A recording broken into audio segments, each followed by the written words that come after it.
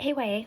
I have Luke 22 today, and Luke 22 is very timely because it is going over right before, Jesus is arrested and then crucified. And we're right in that time period right now with Holy Week coming up, and also something that we see in Luke 22 is Jesus, celebrating Passover with his disciples and observing that. And Passover actually starts next week. And then obviously we also have Good Friday coming up right after that, and then Easter. So again, Luke 22, really good timing that we're reading through it because that's all coming up next week.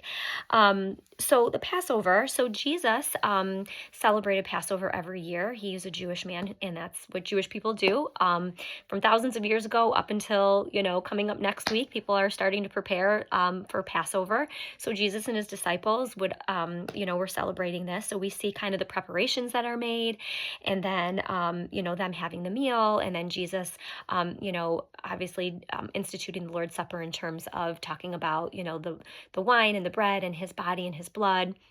And if you know anything about, the Seder, it's just there's so much symbolism that goes on that we know as Christians that Jesus fulfilled.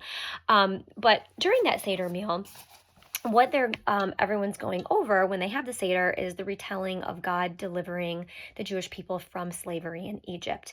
And also during this meal, there's 4 cups of wine that are drank, and they symbolize something different. So the first cup is the cup of salvation. The second one is the cup of deliverance, the cup of redemption or salvation, and then the cup of praise.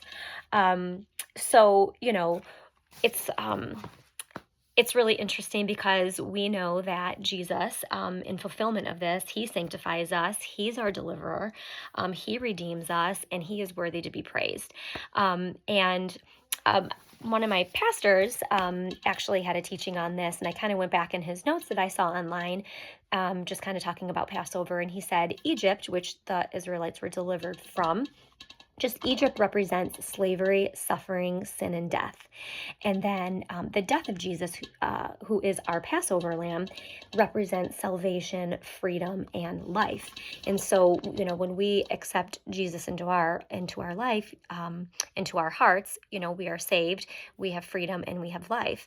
So this whole Passover meal is kind of the backdrop that, where Jesus is instituting, the Lord's Supper and just showing them that he is the fulfillment of the prophecy as the Messiah to come and to save them. And so I just want to encourage you, as Passover's next week and Holy Week is coming up, to not only read Luke 22, but even go back into Exodus and read the account of, the Exodus story of God through using Moses to deliver the people out of slavery, and just really reflecting and seeing just the parallel of Jesus fulfilling that.